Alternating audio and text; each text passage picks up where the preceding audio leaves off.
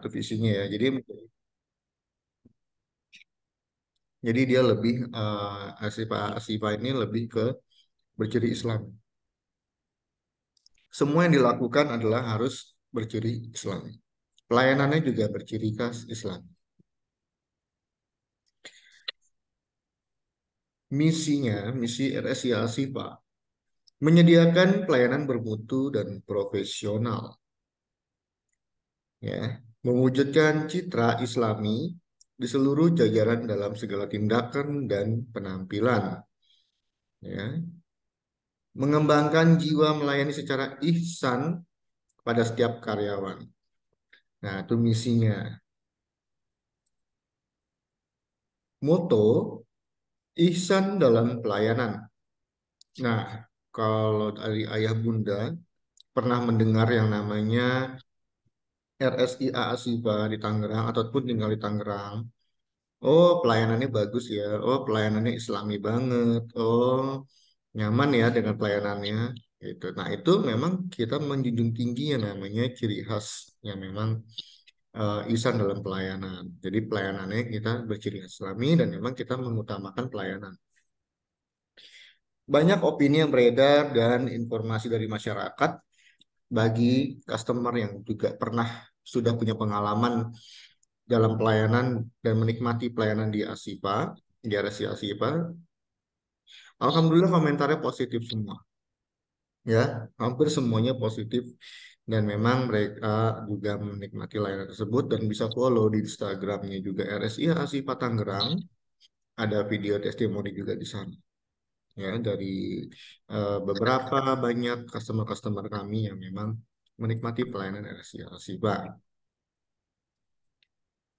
RSI Asipa memang menjunjung namanya pelayanan dan mempermudah pelayanan terutama dalam BPJS ya, BPJS dan asuransi makan umum, asuransi umum dan umum juga. Seperti itu. Nah, dari RSI Asipa sendiri, pelayanan medis poliklinik spesialis ada kandungan kebidanan, yaitu mungkin dokter spesialis Objin ya yang in charge di sini.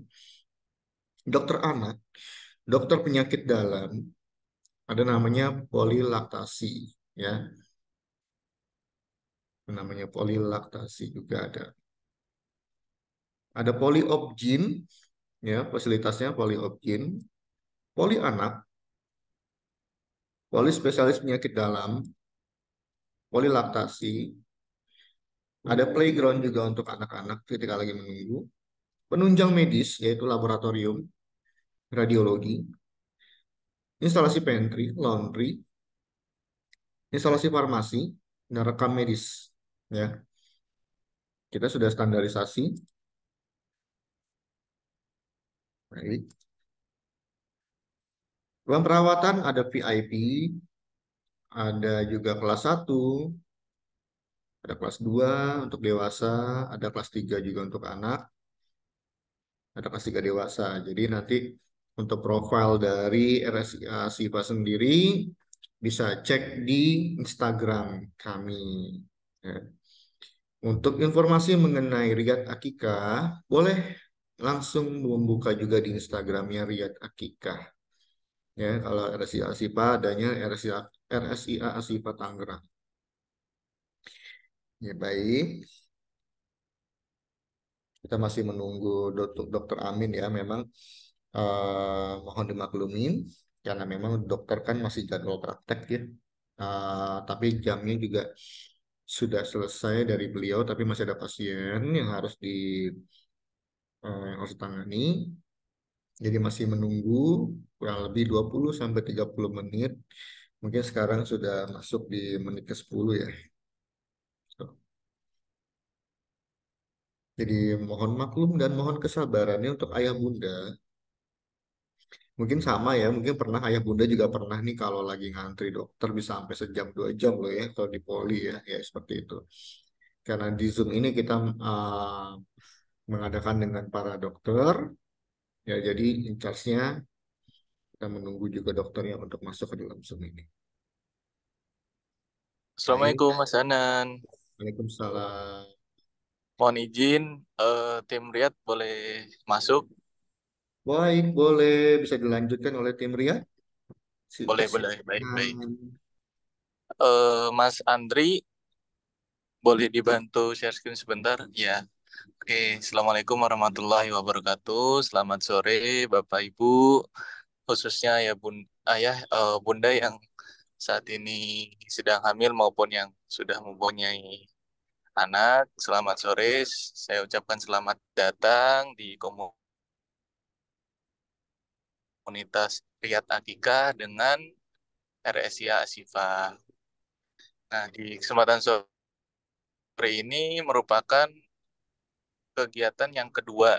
Setelah kemarin kita ada kuliah WhatsApp bersama Dr. Iftikar, hari ini ada Zoom kelas dengan Dr. Amin membahas tentang parenting anak. Nah, sebelum kita lebih jauh lagi membahas tentang parenting anak, izinkan saya selaku tim Riyad Hakika memperkenalkan Riyad Hakika sendiri seperti itu. Boleh dilanjut? Riyad Akika merupakan jasa akika yang sudah berdiri sejak tahun 2018 yang berlokasi di Tangerang. Kami juga mempunyai cabang di Pamulang, Tangerang Selatan, kemudian di Cibubur atau di kawasan dekat Bekasi seperti itu. Nah, pelayanan kami bisa meliputi area Jabodetabek, plus Karawang dan Serang. Nah, buat Bunda semuanya yang mungkin mempersiapkan kelahiran putra putrinya atau mungkin belum mengakikahkan anaknya, boleh tanya-tanya terkait persiapan akikah seperti apa ke tim kami. Nah, Pihak Akikah sendiri sudah berpengalaman melayani ayah bunda di Jabodetabek itu lebih dari 30.000 customer yang udah kami layani. Nah, terkait kenapa sih harus di Riyad Akikah bukan di yang lainnya? Boleh dilanjut slide-nya, Bang? Jadi kami itu merupakan eh lanjut lagi. Nah, ini salah satu alasannya kenapa harus dilihat hakikah. Pertama, produk kami itu memang sudah terjamin ya. Dari masakannya, kehigienitasannya, kemudian rasanya, olahannya, menunya, itu semuanya sudah terjamin pasti enak, pasti tidak mengecewakan, seperti itu. Kemudian boleh di slide show lagi.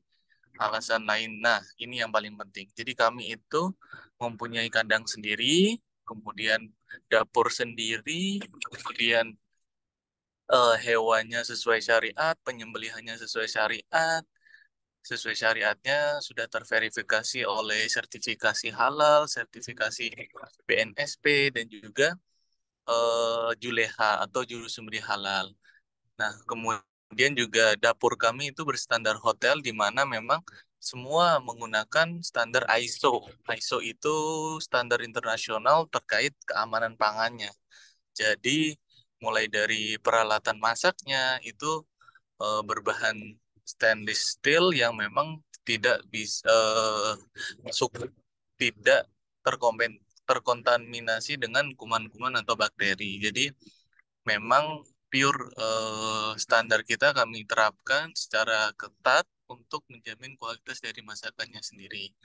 Kemudian kalau di luar sana mungkin Bapak Ibu banyak menemui jasa akikah yang kelihatannya bagus dari segi tampilannya, kemudian packagingnya, kemudian olahannya, seperti itu. Tapi Bapak Ibu perlu mengklarifikasi lagi terkait penyembelihannya, hewannya dari mana, kayak gitu. Apakah dia memang punya kandang sendiri? Kebanyakan itu mereka itu di subkon atau di vendorin gitu ya hewannya. Jadi mereka itu terima beres dalam bentuk daging.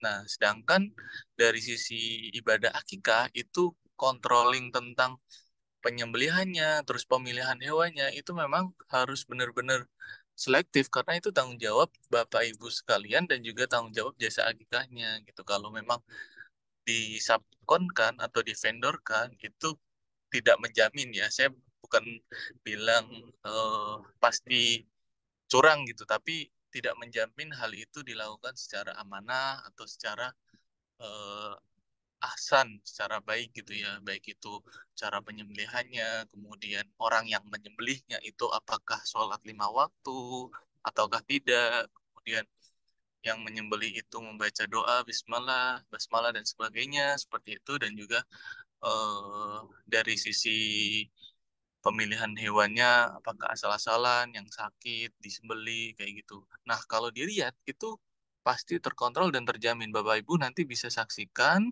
setiap penyembelihannya baik itu melalui datang langsung maupun melalui video call, atau yang tidak bisa video call pun kami kirimkan video rekamannya secara penuh, tidak editan.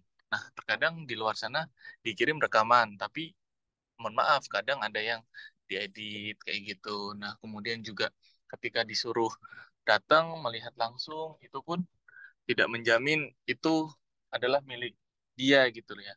Maksudnya kandangnya itu bukan milik dia, kemudian bahkan ada yang pakai RPH yang mohon maaf eh, tidak tidak bersih gitu ya. RPH umum, rumah pemotongan hewan umum, yang memang itu campur aduk di pasar kayak gitu ya, Bu, Ayah Bunda. Boleh di slide, boleh dilanjutkan slide-nya. Nah, itulah mengapa Riyad Akikah unggul dalam segi sisi syariatnya, kemudian kualitas produknya.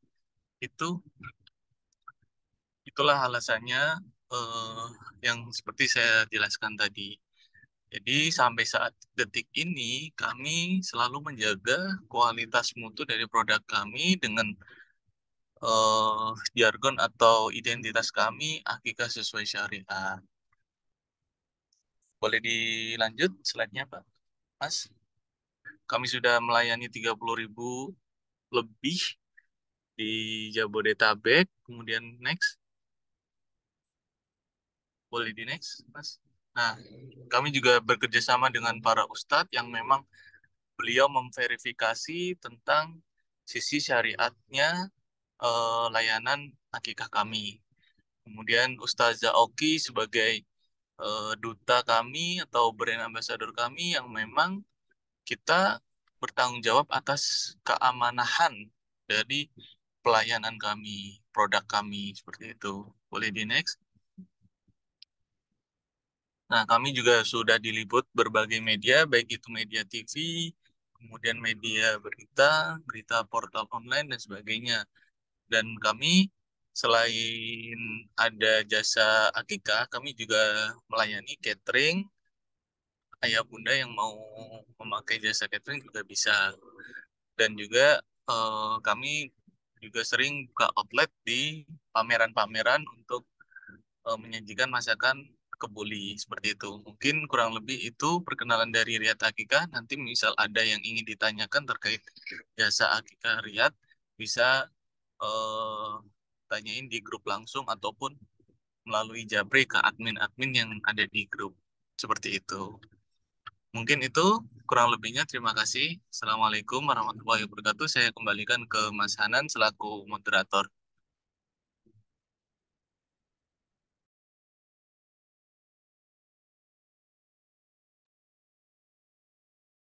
Baik, terima kasih dari uh, Mas Rida dari Riyad Akika.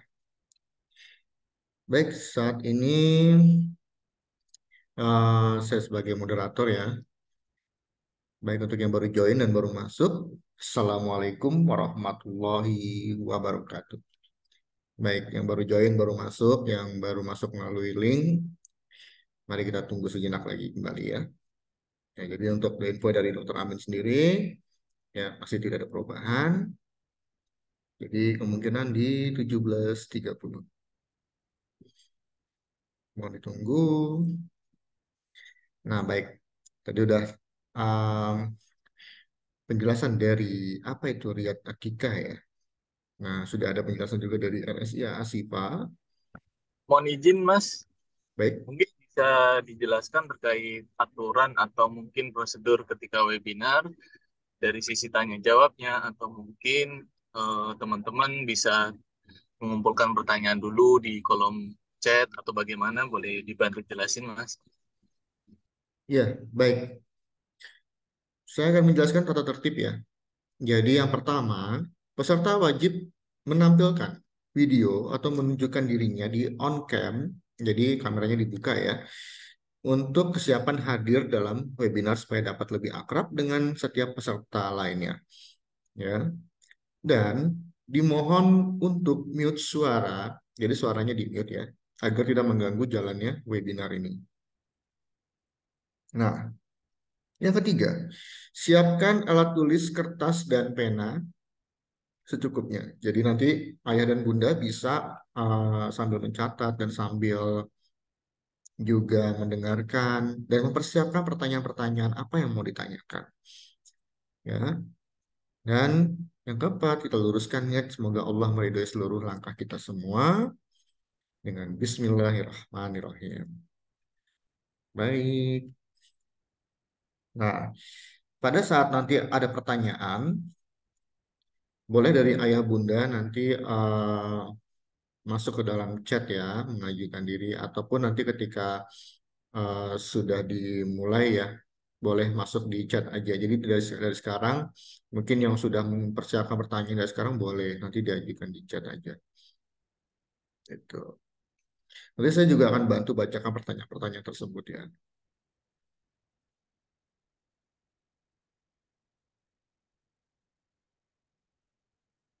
Dan nanti kita ada namanya foto bersama, nanti dibantu oleh eh, dari kru yang bertugas juga untuk bantu di foto bersama, mungkin dari sesi pertama ini sampai eh, terakhir nanti ya, juga dibantu di foto bersama dan didokumentasikan. Jadi ayah bunda nanti akan saya instruksikan untuk ayo ayah bunda kita akan on cam. Nah di situ buka kameranya semua, di situ kita foto bareng. Gitu ya. Oke. Untuk pertanyaan akan dijawab setelah ada 5 pertanyaan. Ya, jadi nanti pertanyaannya akan dijawab setelah ada 5 pertanyaan tersebut.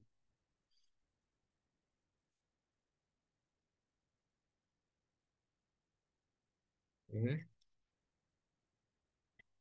Nah, apakah saat ini sudah ada ayah bunda ya, sudah rame ya, sudah masuk, kita sambil menunggu ya. Baik,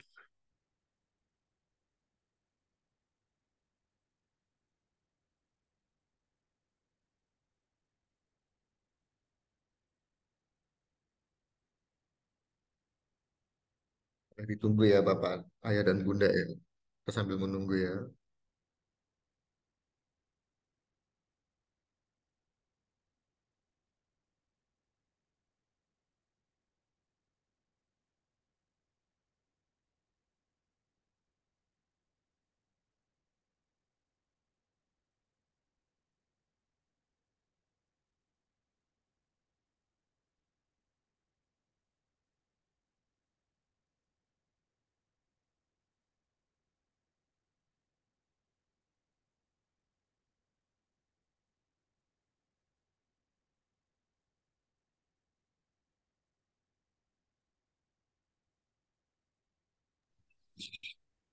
Halo Mas Hanan, mohon izin mungkin bisa disapa salah satu peserta yang ingin perkenalan atau bagaimana.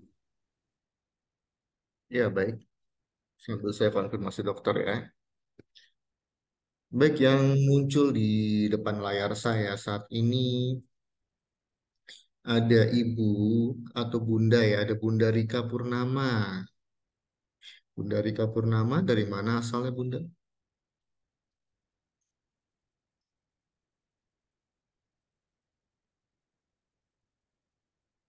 Apakah Bunda Rika Purnama mendengarkan suara saya? Ya, Bunda Rika mungkin suaranya masih di off ya, itu mesti dihidupkan dulu. Pengaturan suaranya masih di mute ya, saya lihat dari sini. Dan Bunda Rika suaranya bisa dihidupkan mikrofonnya, bisa di-unmute.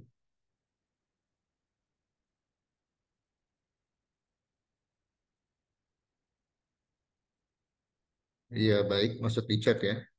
Dari Sukabumi, oke, dari Sukabumi saat ini. Baik, nah dari Sukabumi nih, luar biasa sekali ya.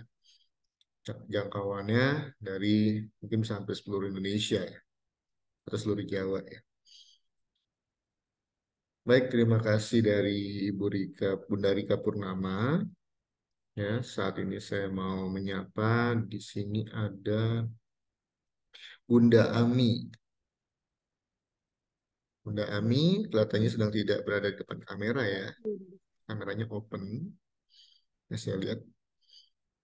Dan di sini ada Bunda dari Devrika Wardanita. Baik. Assalamualaikum, Bunda Bunda Devrika Wardanita.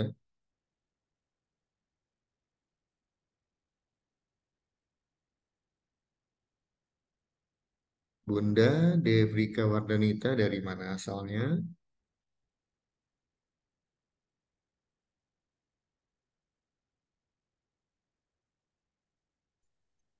Dari Serang Baru, Bekasi. Baik, dari Serang Baru Bekasi. Apa kabar Bunda? Sehat selalu ya Bunda ya. Alhamdulillah baik. Baik, iya ada dari Bekasi, dari Sukabumi, ya kan? Baik Bunda, semoga ilmunya nanti yang dapat disampaikan dapat bermanfaat ya Bunda ya.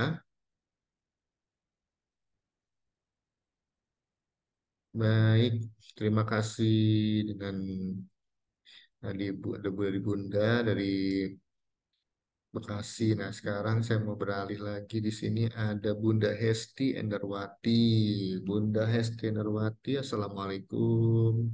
Ya, Waalaikumsalam warahmatullahi wabarakatuh. Perkenalkan saya Hesti dari Tenjo, Kabupaten Bogor, Jawa Barat. Iya, dari Bogor ya, Jawa Barat. Iya, Bogor pinggiran, sebelahan sama Tangerang Selatan. Oh iya, masih Jabodetabek loh. Baik, baik. Iya, Alhamdulillah ya Bunda ya, bisa bergabung di komunitas komunitas Bunda ya di sini ya, komunitas sahabat ya, sahabat ibu. Ya Alhamdulillah, eh, semoga kita semua dapat bersilaturahmi dengan hikmat dan sangat-sangat bisa mendapat ilmu yang bermanfaat ya Ya, dalam amin. dunia parenting. Iya dong. Hmm. Makanya kita simak sampai habis ya, dan mohon kepada seluruh ayah bunda yang sudah masuk, mohon kesabaran dan maklumannya. Ya, karena memang dokter sedang ada praktek di ruangan poli. Ya, oke, baik terima kasih yang sudah menjawab sapaan saya. Saya mau beralih kembali. Di sini ada ada Bunda Devi Paujia. Bunda Devi Paujia dari mana asalnya? Assalamualaikum. Waalaikumsalam. Aku dari Jakarta Timur. Oh, Jakarta Timurnya di mana Ibu Bunda? Bunda? Aku dari Durensawit. Oh, Duren Sawit. Iya, iya, iya. Baik, saat ini di Jakarta Timur ya. Wah, ini tadi ada dari Sukabumi sampai Bekasi, Bogor ya, sekarang di Jakarta Timur. Gitu. Lama-lama semakin dekat nih, tahu ada yang Tangerang juga, gitu ya. Iya, oke. Baik, terima kasih Ibu Devi. Semoga ilmunya nanti bermanfaat ya. Nah, saya mau coba lagi, beralih lagi yang lainnya. Ada di sini coba ada Ibunda, ada Bunda Winda Aryaningsih. Dari mana asalnya? Assalamualaikum. Waalaikumsalam warahmatullahi wabarakatuh. Saya dari Pasar Rebo, Dok. Pasar Rebo ya. Ya, Baik. Jakarta Timur. Iya, baik-baik. Alhamdulillah ya, udah semakin banyak yang dekat dengan Tangerang ya. Gitu. Ya, Alhamdulillah, walaupun kita semua dari luar daerah ataupun jauh-jauh, ya, Alhamdulillah kita masih bisa bersilaturahmi ya dengan saling sapa ya. Boleh mungkin dari para bunda di sini nanti selama di komunitas di grup WhatsApp bisa saling bertanya-tanya gitu ya sama dengan yang lainnya. Ya insya Allah ke depannya saya akan in charge langsung ya untuk dokter ya. Saya mungkin akan siapkan grup atau di grup yang sudah ada. Saya masih dalam tahap uh, namanya tahap mengkaji ulang dan pertimbangan dari para dewan dokter. Dan juga memang masih pengajuan dari saya juga. Semoga kita semua bisa sama-sama sharing dengan dokter. Namun bukan dokter spesialis yang akan incas dalam grup, tapi nanti ada dokter umum. Ya, dokter umum dari RSI Asifa yang akan incas dalam grup. Untuk dokter spesialis kita tidak bisa incas. Baik, terima kasih tadi yang sudah menjawab. Saya lanjutkan kembali. Yang lainnya coba di sini. Nah, baik di sini, alhamdulillah, Robbil Alamin ya. Sebelumnya, mohon maaf. Dokter Amin sudah mulai masuk ya. Baik, Dokter Amin. Assalamualaikum, Dokter Amin.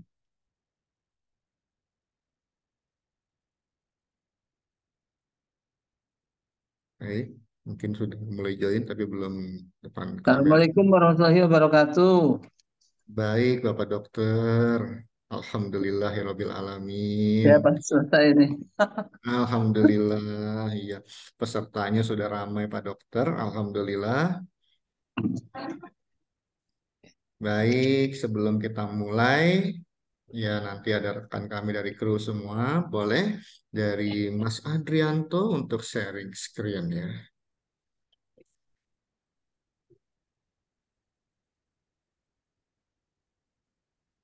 Baik, iya. Nah, sebelum kita mulai,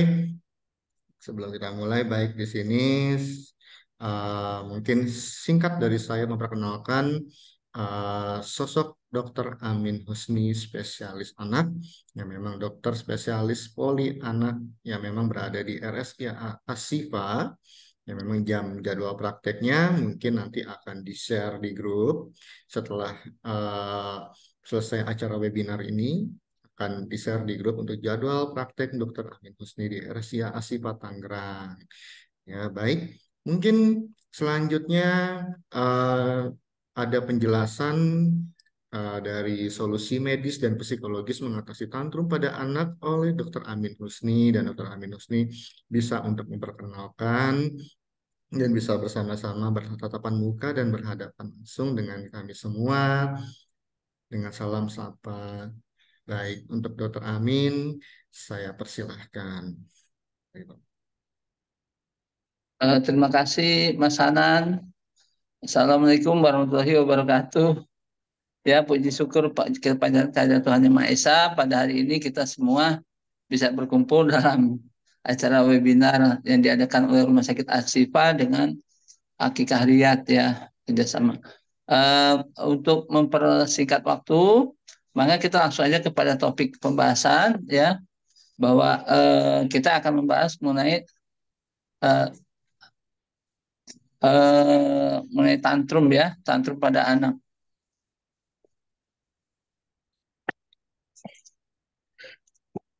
Bisa dijumpa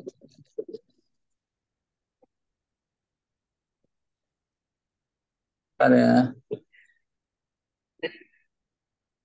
Oke, sebentar.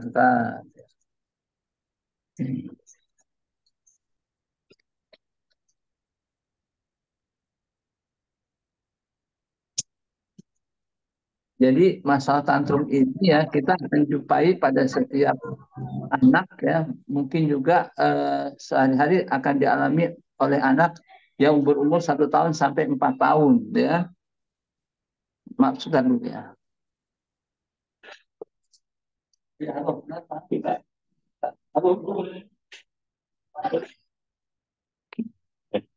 Maaf nih, belum selesai.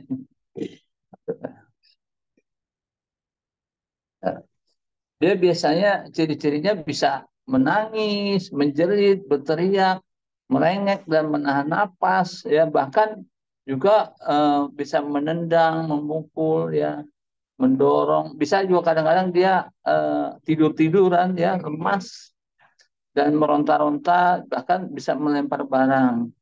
Jadi kita sebagai orang tua atau sebagai ayah bunda, tentu hal ini menimbulkan situasi yang sebenarnya kalau situasi memang tidak berbahaya, mungkin bisa kita biarkan. Tapi kalau situasi yang membahayakan, bisa di sebelahnya ada air atau ada sesuatu yang berbahaya, maka kita mungkin harus cepat dan tepat ya untuk mengangkat anak tersebut. Jadi kita juga harus melihat ya di sekeliling kita tuh bagaimana.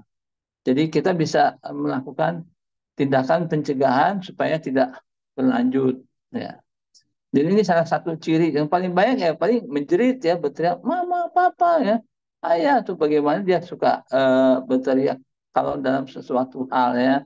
Kalau udah ada anak yang sudah agak besar mungkin dia sudah ngerti bahaya bahkan kadang-kadang dia bukan udah nggak itu lagi mungkin ngambek ngambek kadang-kadang udah diam di bawah tempat tidur gitu sampai mama kemana sih dia anak kan kemana gitu ya padahal itu seperti itu yang juga kalau sudah dewasa dan itu sering kita temuin ya eh, apabila dia makin umurnya 3 tahun 4 tahun dia makin mungkin tantrumnya tidak membahayakan tapi juga ada yang masih seperti itu tergantung apakah ada penyakit yang mendasari tersebut ya misalnya dia ada delay speech atau ada autis nah, ini mungkin juga perlu penanganan yang lebih spesifik tapi kalau anaknya misalnya masih normal nggak ada mendasari biasanya tidak bahaya ya oke, next lanjut. Nah, ini anak sering mengamuk dalam waktu yang lama ya. Ini kalau yang melebihi, jadi yang tidak normal ya. Jadi ada yang normal, ada yang tidak juga, ada yang abnormal. Jadi kalau dia sudah misal kompulsif dalam waktu yang lama, nah ini mungkin hati-hati kita juga dia kalau terlalu sering juga dia akan tidak normal ya. Dan frekuensi mengamuk yang mereka tunjukkan tuh juga tadi cukup sering, apalagi sampai mengamuk dan misalnya barang di sekitar situ bisa pecah atau dilempar ya itu mungkin sudah kurang kurang pas atau melukai orang lain ya kadang-kadang sih memukul diri sendiri misalnya sering memukul kepala gitu ya kadang menjambak rambut itu kalau yang sudah sampai guling-guling di tanah saking tantrumnya gitu ya itu udah mungkin mengarah ke ya, tidak wajar mungkin sudah abnormal jadi tantrum itu juga ada normalnya ada tidak normalnya ya next ya pada pola pengasuhan yang tidak konsisten jadi pengasuhan ini sangat berkontribusi besar ya jadi terhadap orang tua terhadap anak ya jadi nggak selalu memanjakan selalu diberikan misalnya dia minta kasih itu juga kurang baik jadi orang tua harus bisa merespon sesuai usia juga kita pertimbangkan apakah bisa misalnya anak umur 1 tahun dikasih misalnya seperti makanan yang pedas-pedas kan nggak bisa. Oh dia pengen tapi karena melihat dia bisa pengen. Jadi kita lihat situasi, lihat kondisi sesuai umur, pantaskah diberikan misalnya mainan yang padahal itu bahaya, misalnya seperti api, ya, itu kasih api itu kan bahaya. Mungkin kita nggak bisa. Tapi si anak dorong kepingin. Nah, secara itulah kita sebagai orang tua harus bisa mengarahkan, membelokkan ya supaya dia tidak terpaku sama zat atau benda tersebut ya. Next, lanjut. Nah ya, jadi cara mengatasi apa? Satu, ya. Kalau sedang tantrum, apalagi di depan orang-orang banyak, misalnya Bunda sedang rapat di sebuah kelurahan atau sedang datang ke klinik, ya anak ini sudah mulai tantrumnya ya. Jadi kita menghadapinya apa? Kita sendiri harus tenang. Kita lihat dulu anaknya bagaimana ya, dan kita tenang, jangan ikut emosi. Jadi kita jangan terpancing emosi anak. Jadi kita ikut-ikut emosi sehingga malah tambah rame gitu ya. Jadi misalnya berteriak, menangis, berguling ya saat dia mengalami tantrum, Nah, ini butuh Bunda jangan panik dan khawatir, kita dekati anak tersebut ya. Jadi tenang. Misalnya, kenapa sayang? Ada apa ya? Gitu ya. Mau apa? Gitu ya. Kalau bisa kita harus tahu etologinya ya. Biasanya anak tantrum itu bisa karena kecapean, bisa di perjalanan jauh, masih tetap dia harus menunggu orang tuanya gitu ya, sedang belanja atau sedang di sebuah toko menunggu. Nah itu, atau dia asupannya ada yang kurang, dia bisa kan minum susu atau makanan cemilannya ya kan buang. Nah itu akan menimbulkan perasaan yang sulit untuk dia nggak bisa ngomong, sebenarnya dia udah udah bete gitu loh, udah nggak mau gitu ya, maka dia akan capek, terus juga uh, haus, kelaparan, itu semua capek, dan itu semua akan berkontribusi terhadap tantrumnya tersebut ya. Terus yang ketiga apa nih? Dia harus menghindari penyebab ya pemicu tantrum pada masing-masing anak, bervariasi tadi ya. Saya bilang tadi kelelahan, terlalu lama sinar matahari, atau tadi kecapean, dan semua itu bisa menimbulkan ya. Jadi kalau kita tahu sebabnya, ya itu alangkah lebih baik seperti itu. Ya, next. Selanjutnya, kalau bisa kita bisa mengambil alihkan ya. Keempat, coba. Nah, yang keempat, mengalihkan perhatiannya. Ini sangat-sangat baik ya. Jadi kita kalau mengalihkan, jadi kita harus tahu bahwa tahu kesukaan anak tersebut apa. Misalnya dia suka coklat ya. Dalam keadaan panik begitu, kita harus panggil anak tersebut ya, kita alihkan. Mau nggak nih coklat? Mama bawakan coklat gitu ya. Yang kesukaan dia, jelas dia akan teralihkan. Tadinya dia teralihkan dengan sesuatu yang di orang banyak tersebut, jadi dia akan berubah. Nah, dan di situ kita jangan turut di kemauannya ya. Jadi nanti senjata buat dia. Kalau kita udah sekali memberikan, kita akan kasih lagi, dia udah nanti kamu nanti misalnya ada nangis nih gitu ya, dia jadi untuk mengharapkan sesuatu yang supaya dia dapat gitu ya. Dan yang lebih itu lagi, ada yang lebih penting lagi adalah jangan memukul anak ya. Ya, bahkan di sini kita butuhkan adalah mungkin kasih sayang ya. Kalau perlu kita peluk, kita tatap matanya ya, kita ajak ngomong ya. Kenapa kamu tadi kok ngamuk-ngamuk? Ini mama bawakan tadi ya, salah satu harus tahu kesukaan anak tersebut apa. Misalnya tadi coklat, oh main mobil-mobil, ini bawain mobil-mobilan dari rumah gitu ya. Jadi kita sekitar untuk menenangkan, jangan sampai emosi ya. Tadi ya pelukan, ciuman juga bisa menjadi cara untuk menunjukkan bahwa Bunda benar-benar peduli dan memberikan rasa aman ya buat si adiknya itu ya. Jadi jangan malah dipukul, kamu dibandel, wah malah jadi emosinya, malah jadi dan sebagainya ya. Next. Nah, tadi saya bilang anak sudah cukup untuk memiliki perasaan me dan my want, tapi mereka belum memiliki keterampilan bagaimana cara memuaskan keinginan mereka. Dan puncak dari tantrum ini sebenarnya 2 sampai 4 tahun ya. Makanya di situ kita tahu bahwa umur 2 sampai 3 tahun adalah masa emas ya. Masa emas untuk mengajari hal yang baik ya. Masa emas kita memasukkan sesuatu yang baik. Jadi saat inilah kadang-kadang terjadi antara egois ya, antara si anak sama orang tua, yang dua-duanya harus bisa memadukan itu ya, bisa mengalihkan supaya dua-duanya anaknya bisa tumbuh dan berkembang optimal dan tidak ada hal-hal yang mengkhawatirkan. Begitu, Ayah Bunda. Masih ada? Nah, terima kasih. Assalamualaikum warahmatullahi wabarakatuh. Nah, ini hanya pendahuluan aja dari saya, mungkin bisa ditanya jawab atau didiskusikan gitu ya.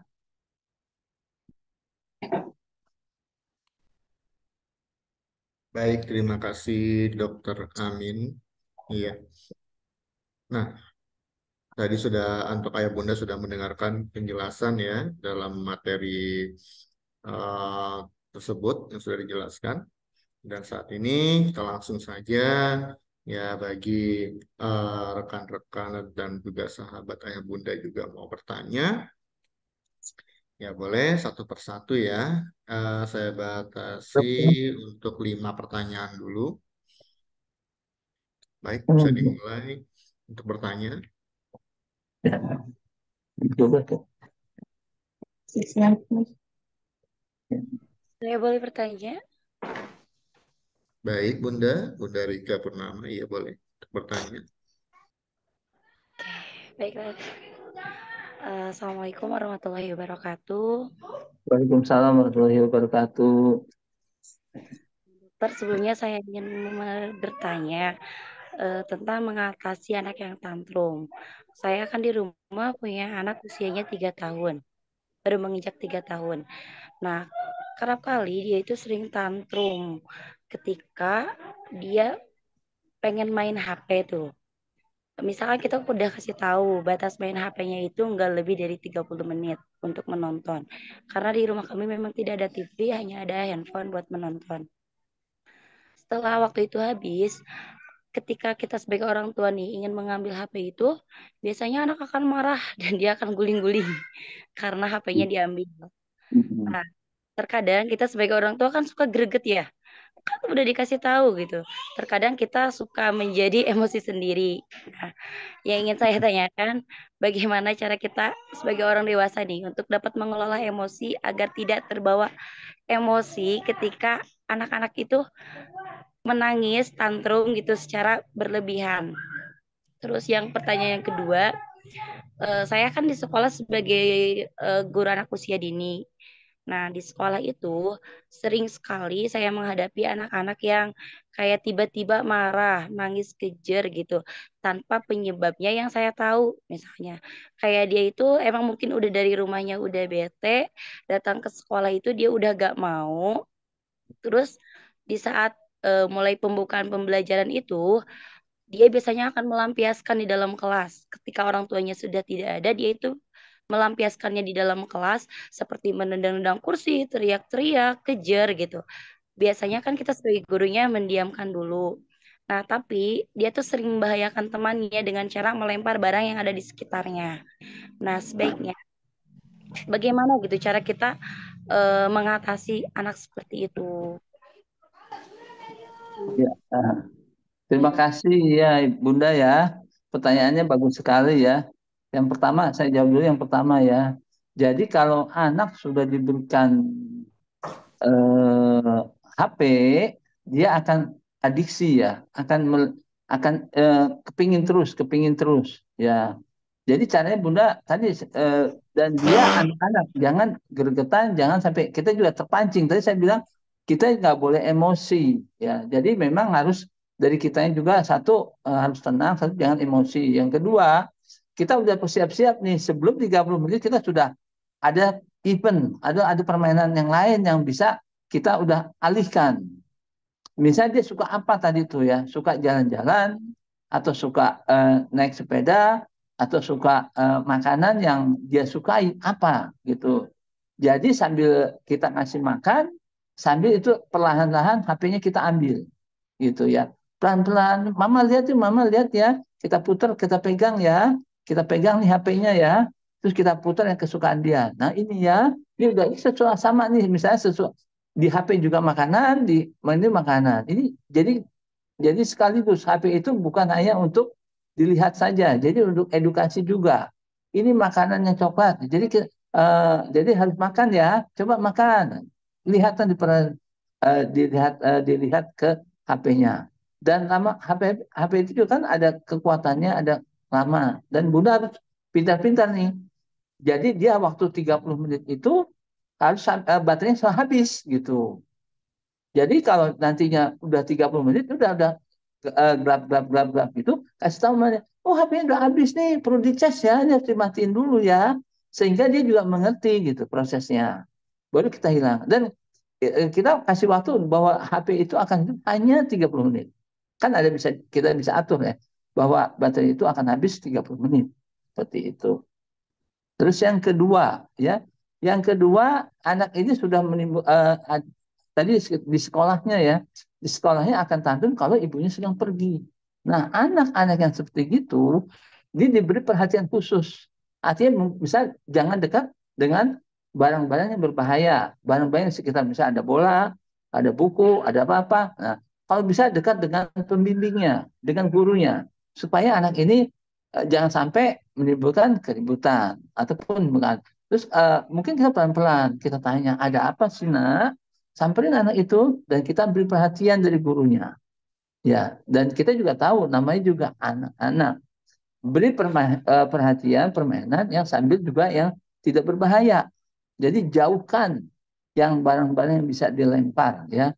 Apalagi sampai menendang, nggak boleh kita ajarin kekerasan, nggak boleh. Itu artinya kekerasan. Bahkan kita harus mungkin santun dan harus memberikan contoh. Kalau dibentak juga mungkin anak ini akan nangis, ya.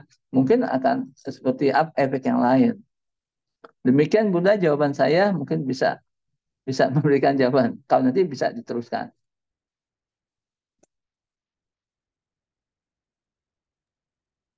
Baik, terima kasih kepada Bapak Dr. Amin sudah menjawab pertanyaan tadi. Baik, untuk yang selanjutnya, jika ingin bertanya, coba saya mau dari Ibu Amel Sofi Paris ya. Ibu Amel, dipersilahkan untuk Oh pertanyaan. ya, Assalamualaikum warahmatullahi wabarakatuh. Waalaikumsalam Bunda Amel. Oh ya, maaf tadi agak telat masuk grupnya. Ya, saya tidak tahu apakah sudah dibahas atau tidak. Nah, saya mau bertanya kan, biasa kalau anak-anak tantrum, saya biasa mendengar ada yang bilang membiarkan saja, tapi ada juga yang bilang didekati, didekap. Nah, pertanyaan saya, apakah ada macam-macam tipe anak yang tantrum? Apakah memang ada yang perlu dibiarkan saja sampai dia capek sendiri menangis, atau memang ada yang perlu langsung didekap? Ya, Ya. seperti itu. Kemudian, kalau misalnya kita kan kadang anak-anak buat ya orang tua kesal. Nah, apakah ada atau bolehkah seorang ibu tuh marah terhadap anaknya? Kalau boleh, batasannya seperti apa? Terima kasih. Assalamualaikum warahmatullahi wabarakatuh. Waalaikumsalam warahmatullahi wabarakatuh. Terima kasih Bunda Amel ya. Ini pertanyaan itu baik sekali. Kapan sih kita harus tepatnya kita dekap tuh anaknya ya. Jadi memang lihat situasi dan kondisi Bunda ya. Kalau anak itu mungkin marahnya tidak berlebihan, kita mesti tahan dulu dan disesuaikan dengan kondisi kita. Kalau kita yang nggak repot ya kita langsung dekatin ya. Langsung didekat, kita pandang matanya, kita pegang tangannya, pegang tangan Bunda ya, pegang tangannya, kita peluk, pegang tangannya. Kamu kena apa tadi? Ya, kamu kena apa gitu ya? Mau mau apa gitu? Aduh, ini Bunda bawakan deh. Ya, tadi dia sukanya apa? Mungkin satu kita lihat barang di situ berbahaya atau enggak. Kalau berbahaya kan sangat kita harus segera. Tapi kalau nggak berbahaya, ya kita tenang-tenang tapi bisa kita kendalikan gitu ya. Misalnya di situ ada setrum, setrum yang dia suka nyolok-nyolok tangannya masuk ke situ. Nah itu kan bahaya. Kalau dia kesetrum, nah kita harus cepat-cepat ya. Kalau di situ ada air tergenang misalnya, bisa terpleset. Nah makanya kita harus cepat. Jadi cari situasi tepat, membahayakan atau tidaknya di situ kita yang bisa mengendalikan ya Bunda ya. Mungkin kalau Bunda sedang nggak repot, ya mungkin silakan langsung. Tapi kalau Bunda sedang repot ya mungkin alihkan dulu. Bisa mengerjakan sesuatu yang urgent, yang prioritas saat misalnya sedang transaksi misalnya. Maka kita sambil melihat gitu ya. Jadi dilihat situasinya. Kalau misalnya memungkinkan kita tangannya kita tinggalkan transaksi. Kalau berbahaya tinggalkan, kita harus cepet-cepet. Kita ambil, kita peluk, kita lihat matanya, kita pegang tangannya, pegang erat gitu, supaya dia ngerti gitu sama kita juga. Dan jangan sekali-sekali, tadi saya belum katakan, mungkin memarahi atau sampai ngomel gitu. Artinya kita terpancing sama dia. Kita untuk anak itu sebaiknya tidak terpancing ya. Kita dekati, kita ngomong, kenapa sih? Ada apa sih? Ya, yuk Bunda kita jalan-jalan aja. Mungkin dengan mengalihkan ke hal lain. Yuk kita main-main burung-burung aja. Yuk tuh ada lihat burung dan burung. Misalnya, yuk kita lihat ayam.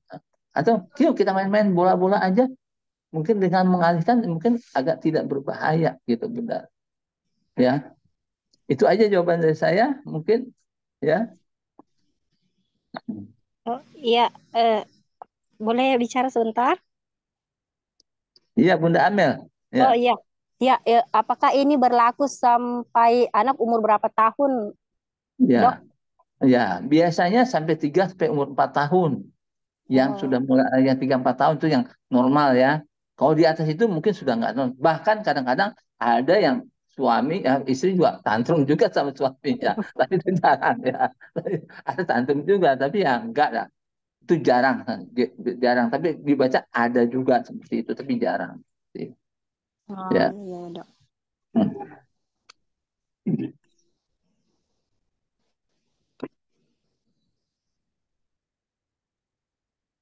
Baik, terima kasih pertanyaan dari Ibu Amel dan terima kasih Dr. Amel sudah menjawab juga. Baik, saya lanjut ke pertanyaan. Di sini ada yang menyapa kembali dari Ibu Devi Fauzia. Boleh untuk pertanyaan, persilahkan. Baik, bismillahirrahmanirrahim. Assalamualaikum warahmatullahi wabarakatuh. Waalaikumsalam Terima warahmatullahi kasih. wabarakatuh. Ya, terima kasih atas kesempatannya. Pertama, semoga dokter dan kita semua yang ada di sini semua dalam keadaan sehat ya. Amin, amin. Ya Rabbal. Eh, Dokter, saya mau bertanya. Tadi kan ada cara mengatasi anak tantrum itu seperti apa? Di Ya. poin keempat itu ada mengalihkan perhatian dengan cara memberikan apa yang dia suka, bukan apa yang anak inginkan saat itu. Nah, Ya. apakah hal seperti itu tidak akan mempengaruhinya di masa depan, di mana anak-anak itu nantinya apabila tidak mendapatkan apa yang dia mau itu, maka dia harus mendapatkan apa yang dia suka karena sudah terbiasa seperti itu sudah dari kecil gitu. Terima kasih dokter. Ya, ya. Jadi betul ya. Jadi kita lihat situasinya tadi lagi ya, barang apa yang dia mau ya. Saya pernah bawa anak ke bandara tuh. Dia mau masuk ke kolong yang tempat pemeriksaan X-ray. Nah, kan itu berbahaya. Jadi saya harus cepat saya tangkap tangkap dia anak, saya gendong dan saya ngomong, mau ngapain ke sana? Ada apa? Di situ kita harus bisa mengalihkan. Jangan ke situ, di situ bahaya. Di situ ada ini.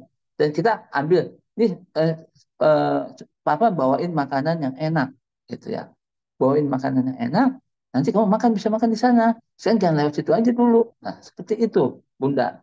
Ya, yang terjadi ya, ini pernah kejadian mau masuk ke kolong yang tempat, nah itu kan bahaya, anak-anak mau masuk ke situ.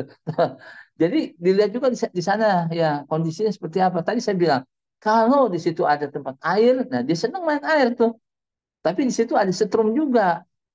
Nah, kayak gitu kan kita harus mau nggak mau kita harus ambil. Ya, jangan main air dulu di situ. Kita main bola aja di luar ya, dengan mengalihkan seperti itu. Atau kesukaan dia itu apa? Tadi misalnya, oh di sana ada burung-burungan tuh, ada yang jual burung, ada jual balon misalnya. Kita harus bisa bisa mengalihkan, tapi dalam keadaan bahaya. Tapi kalau dia di situ bisa kepingin pensil, di situ dia pengen pensilan. Oh iya, mungkin pensil kita bisa arahkannya, bisa pinjam dulu. Yang mau dia mau ya. Artinya dia kan positif itu. Artinya tidak berbahaya gitu. Atau mau mainan seperti itu, bisa bilang pelan-pelan pinjam begitu ya. Oh kita main atau main bersama-sama, kita kenalan dengan orang tersebut ya, terus kita bermain lah, oh ini namanya siapa, yuk kita kenalan, itu memperluas, artinya dia tidak uh, uh, apa tidak negatif gitu. Yang dia mau itu positif seperti itu Bunda, sehingga kita dalam mengajarkan kita harus membedakan yang baik yang tidak baik, yang bahaya dan tidak bahaya. Jadi bisa mengalihkan posisinya seperti itu. Poin yang 4 itu mengalihkan ke situasi yang tidak gaduh, tidak menimbulkan orang jadi kaget-kaget atau lari-lari atau jadi seperti itu Bunda. Ya, yang dimaksud poin 4 ya. Ya, baik, terima kasih dokter atas jawabannya. Baik, terima kasih pertanyaan dari Ibu Devi Fauzia. Terima kasih Dr. Amin sudah menjawab juga. Baik, saya akan melanjutkan pertanyaan kembali dari Bunda HK Umu Abdurrah, dipersilahkan. Terima kasih. Assalamualaikum warahmatullahi wabarakatuh. Sebentar saya. Waalaikumsalam warahmatullahi wabarakatuh. Begini dok, anak saya itu umurnya sudah 6 tahun setengah ya dok ya. Berarti Ya, lebih dari yang di ya, batasan yang gitu. dokter kasihkan. Nah maksud Ya, saya, ya. apakah masih normal dia masih suka tantrum dengan usia itu? Eh, apa ada tipsnya? Apa karena usianya sudah melebihi itu? Apa ada tips yang lain yang bisa diterapkan dengan anak saya? Soalnya halnya sepele, kadang dia tantrum, ya itu dia kalau dia cuma berantakin rumah itu dok. Aduh, nguji kesabaran banget kan. Semua barang tuh dilamburkannya. Hmm, Nah, ya. apa batas akhir usia tantrum tuh ada nggak sih dok? Maksudnya tuh. Ya, ya tadi ya menurut kepustakaan yang saya baca itu dari Nelson itu biasanya sampai 4 tahun. Nah kalau yang 4 tahun ke atas kita lihat lagi. Dan tantrum itu kan juga nggak hanya gejala tantrumnya aja, dilihat di situasinya, kondisinya juga di situ, dan cara kita memberikan apa permainan edukatif ya. Dia kalau 6 tahun kan dia sudah sekolah TK ya satu. Yang kedua, apakah ini dedeknya ini hanya sendiri, apa nggak punya kakak, apa nggak punya pengasuh, ya kan? Jadi kan di situ kita pelan-pelan, kita harus bisa ajarin tuh, namanya juga anak-anak ya Bu, ya Bunda ya, mungkin harus bisa apa perlahan-lahan. Kita nggak bisa, kadang kita memang jengkel ya, aduh, tapi berantakan terus ya. Tapi ya nggak apa-apa, tapi mulai besok kita mulai satu-satu ditarikin ya. Mungkin permainannya kita bisa kurangin ya. Atau kesukaan dia yang mana nih? Kesukaan dia. Atau mobil-mobilan, atau robot-robotan, atau permainan lain ya. Kan sekarang juga ada puzzle, ada apa tuh namanya? Ya, banyak permainan edukatif yang bisa baik. Dan biasanya di sekolah tuh sudah diajarkan kerapihan ya. Coba habis bermain pasti dirapikan ya, dan dirapikan itu nggak hanya permainan aja. Misalnya ketika dia sholat, habis makan, dia coba kalau habis makan, kalau sudah selesai taruh di belakang. Kalau sudah sholat dirapikan. Nah itu belajar dari hal kecil, nggak hanya mainan ya. Segala aktivitas mungkin bisa diterapkan, bisa diaplikasikan, sehingga dia akan memupuk. Dan memang dalam membina dan memupuk itu tidak langsung, oh kamu harus baik langsung. Nggak bisa seperti itu. Dia perlu bertahap dan semuanya mendukung. Baik ayahnya, baik bundanya, baik kakaknya, baik semuanya mendukung bahwa dia harus di apa dituntun, di diajarin yang baik-baik seperti itu Bunda ya. Mungkin itu jawaban saya Bunda. Oh, oke. Terima kasih dokter atas penjelasannya. Ya.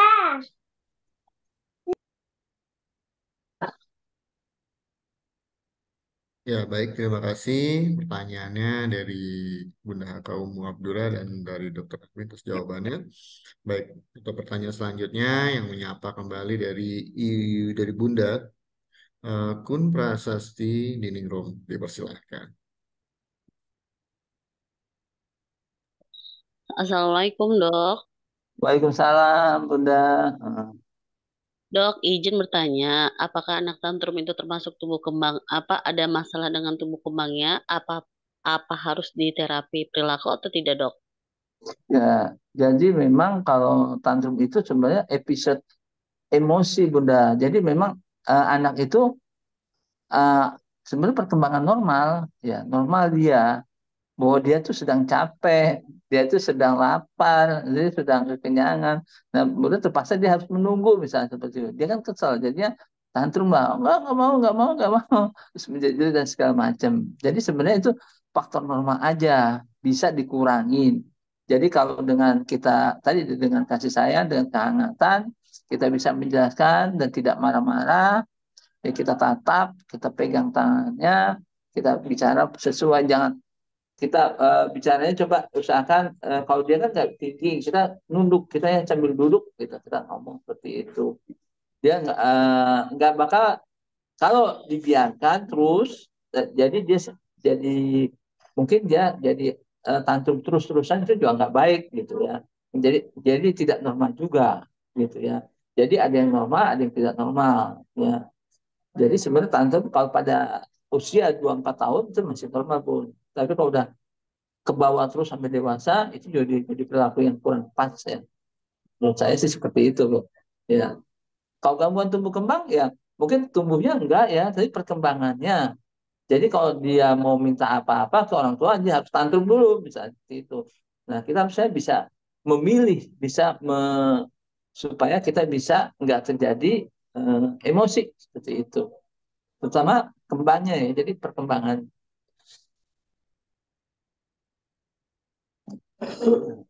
Nah, dok, maaf kan kebetulan kalau di klinik saya tuh yang di tumbuh kembang biasanya anak-anak yang kebutuhan khusus itu biasanya juga kebanyakan tantrum, dok. Jadi Hmm. mereka kalau misalnya di perilaku juga kadang mut-mutan gitu. Iya.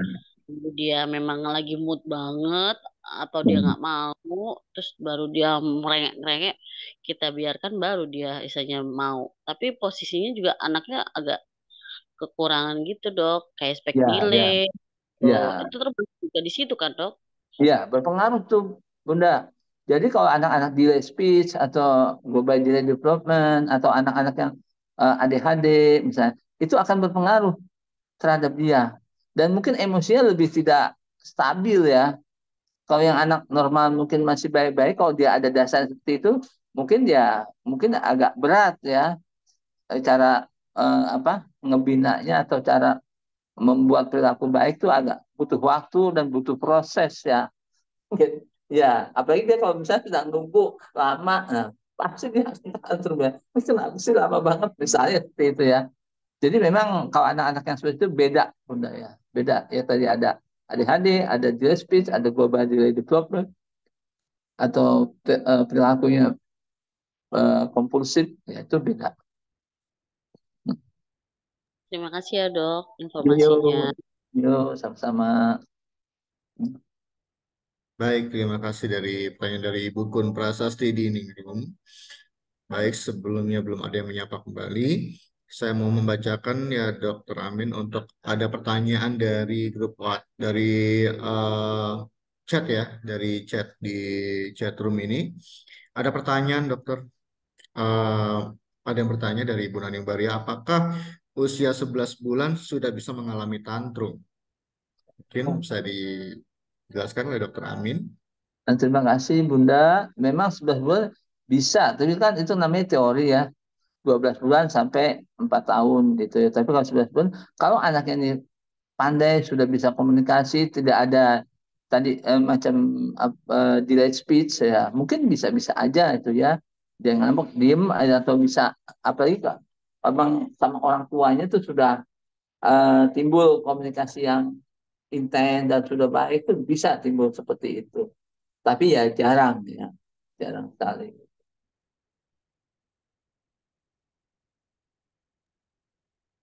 Baik, Dokter Amin, terima kasih atas jawabannya.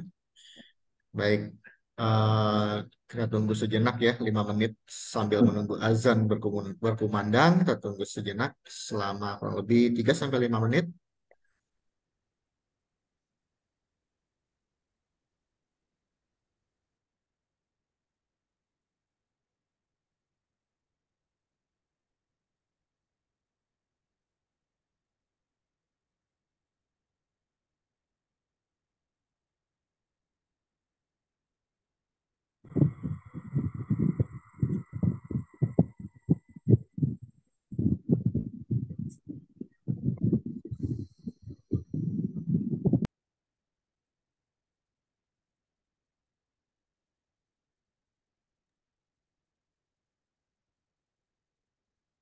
Ya, baik, kita lanjutkan kembali.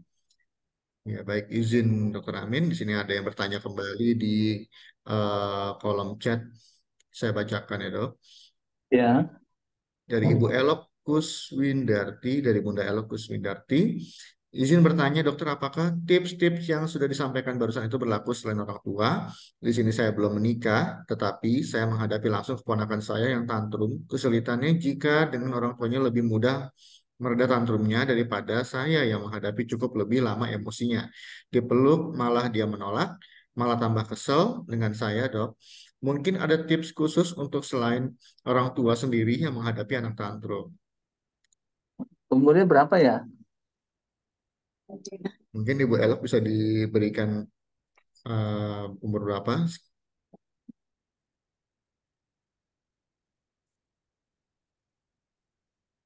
Umurnya 6 tahun.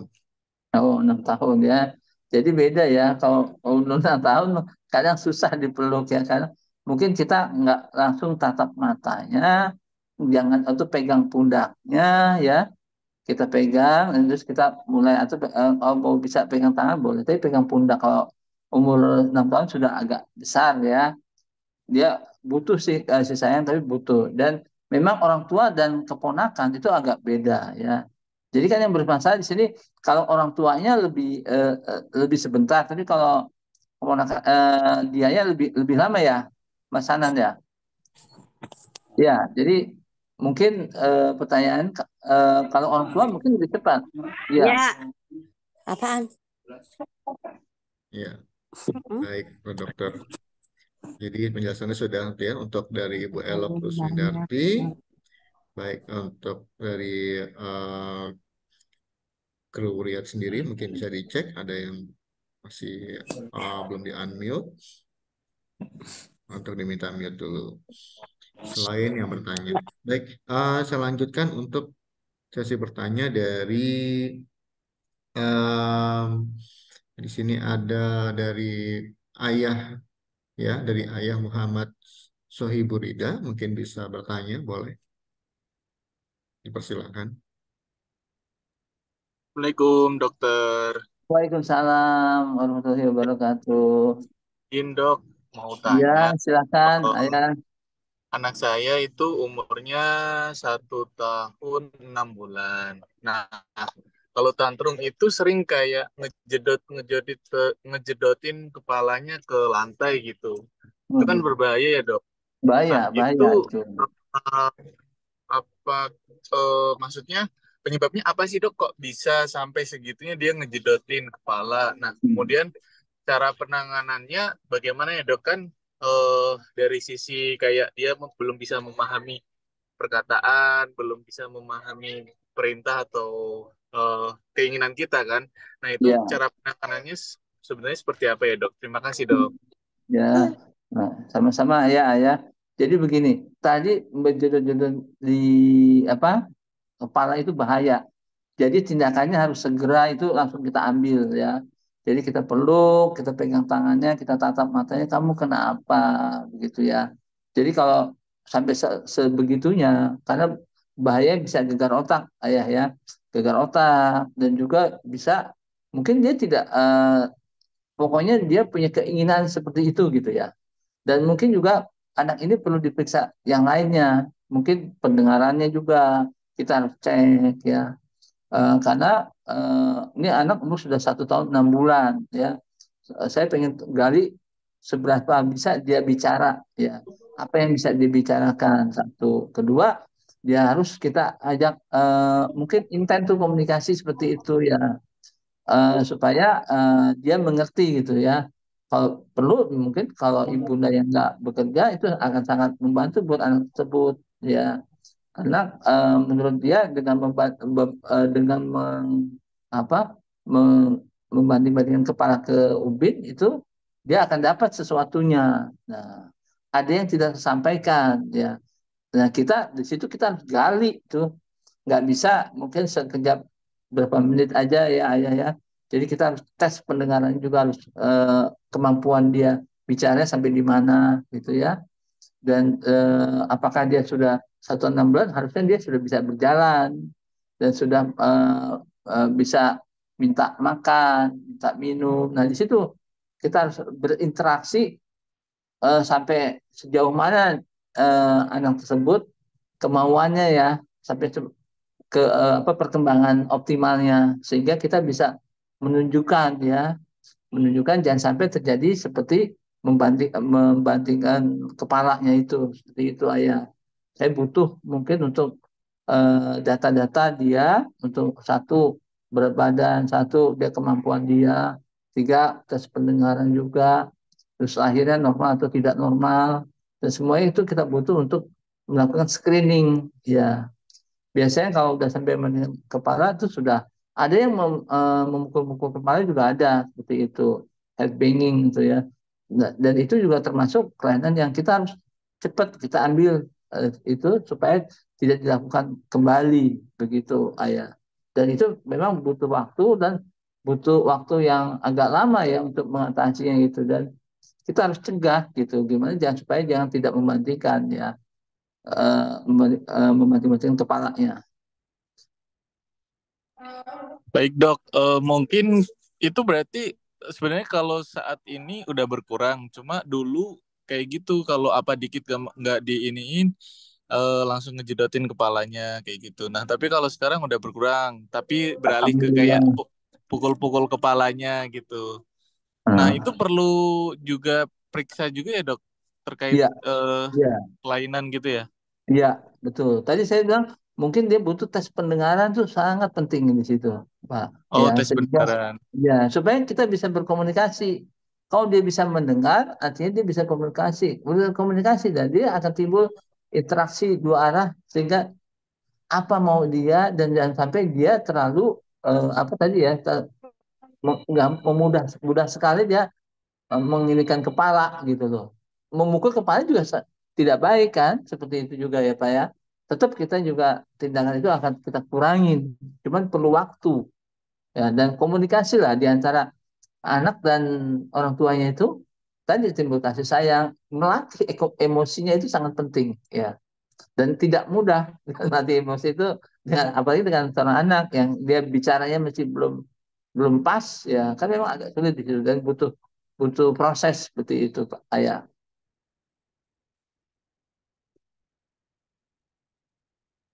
Baik dok, terima kasih dok. Ya, sama-sama. Baik, terima kasih pertanyaan dari Ayah Muhammad Soebul Ida dan jawaban dari Dr. Amin. Baik, saya lanjutkan kembali untuk pertanyaan berikutnya dari yang di chat box ya. Bagaimana cara menghadapi tantrum anak umur 2 tahun 4 bulan? Terkadang kami sebagai orang tua nggak paham penyebab tantrumnya, jadi susah banget menenangkannya. Baik, dokter. Ya, jadi tadi ya satu seperti yang tadi kita uraikan ya, satu kita jangan harus jangan panik ya, kita harus tenang. Dan tenang, jadi kita bisa menguasai situasi dan kondisi seperti apa anak tersebut ya. Baru dari situ baru kita lihat ada bahaya atau enggak ya. Dan kita harus bisa berkomunikasi dengan anak ya. Karena tadi saya bilang pendengaran itu sangat penting. Jadi udah ada bisa screeningnya buat alat pendengaran itu ya. Sehingga dia kalau kita sampaikan dia mengerti, yang dia sampaikan juga mengerti, dan kita juga yang disampaikan juga tahu gitu ya. Dan di situ perlu interaksi kasih sayang ya. Yang ketiga adalah sangat baik ada mengalihkan perhatian. Jadi kalau kita sudah bisa mengalihkan, mana yang kita perlu alihkan? Kalau memang di situ bahaya, kita alihkan. Dan kita harus tahu kesukaan anak tersebut apa. Misalnya dia suka makan coklat, atau bisa dia suka main mobil-mobilan. Jadi di dalam perjalanan atau di dalam situasi kita jangan lupa tuh bahwa kesukaan dia tuh apa. Sehingga dengan tadi ya, terus kita erat pelukan tuh maksudnya dengan kasih sayang, kita ambil, kita peluk, kita tatap matanya, kita pegang tangannya, itu, terus kita pegang, bukan tangan kita pegang tangan itu dengan kasih sayang ya Pak ya, bukan dengan rasa kamu duluan gitu, nggak begitu.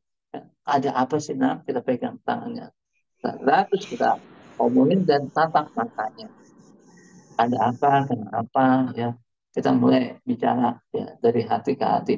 Kalau kita bicara seperti itu dia mungkin juga akan luluh, tapi kalau kita yang sedang main tidak sambil HP atau kita baru pulang bekerja mungkin capek dan sebagainya, mungkin situasi itu kita tidak bisa ya. Seperti begitu ayah bunda, begitu yang tadi yang lengkap tuh, yang tadi 1, 2, 3, 4, 5 ya. Dan jangan sampai berulang, dan kalau berulang senjata dia buat meminta sesuatu hal ya. Udah saya maunya ini. Padahal kalau kita lihat saya belum pantas gitu ya. Umur sekian belum pantas dia meminta. Misalnya dia minta sepeda yang gede gitu kan, belum pas gitu ya. Ya seperti itu aja ya. Baik, terima kasih Dr. Amin dan pertanyaan dari Bunda Tifa Amalia. Baik, apakah ada yang ingin bertanya? Jika ada pertanyaan, boleh chat langsung karena sesi bertanyanya dan sesi webinar sudah mau diselesaikan. Ada satu lagi yang mau bertanya? Boleh.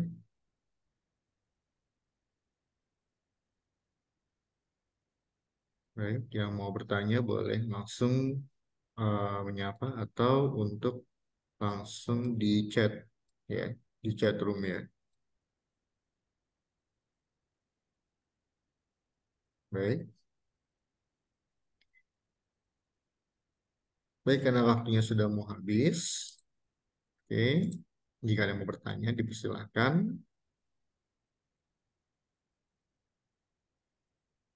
Baik, apakah saya rasa cukup ya? Baik, untuk ayah dan bunda, mungkin sudah kita sudahi dulu untuk acara dari webinar, terutama dengan Dr. Amin Husni, spesialis anak. Saya ucapkan terima kasih sudah menyempatkan Sama-sama, waktunya Hasanan. berada di tengah-tengah kami semua dan memberikan ilmu yang bermanfaat. Ya, Jazakallah khairan ya dokter.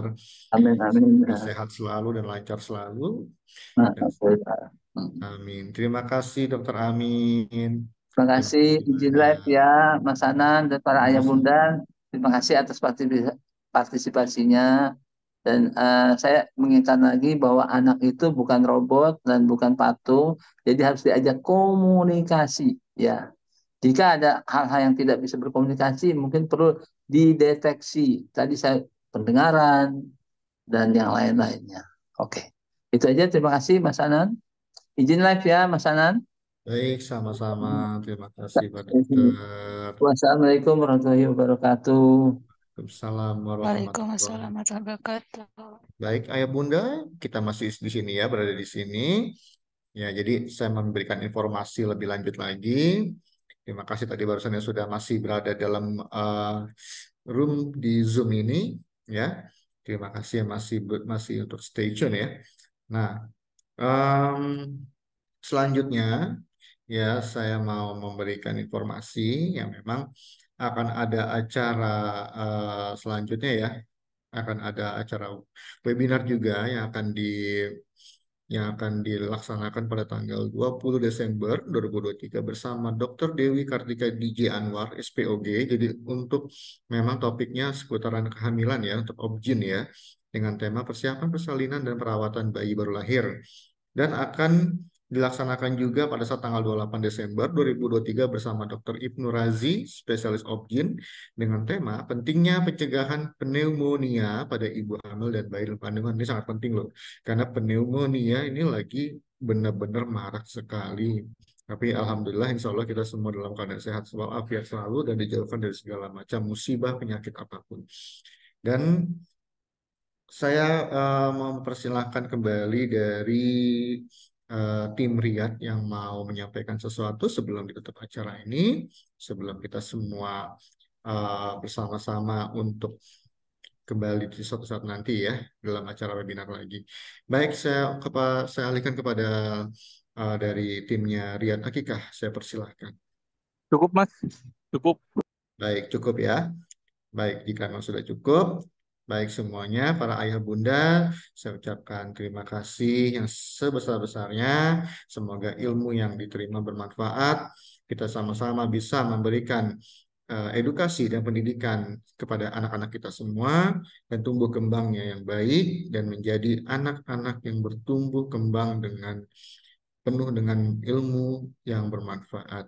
Dan kita sebagai orang tua bisa lebih sabar menghadapi anak yang tantrum, bisa lebih tenang dan lebih bisa untuk menyesuaikan ya untuk anak-anak kita sendiri. Baik, kepada rekan-rekan semua dan sahabat ayah bunda, saya ucapkan terima kasih.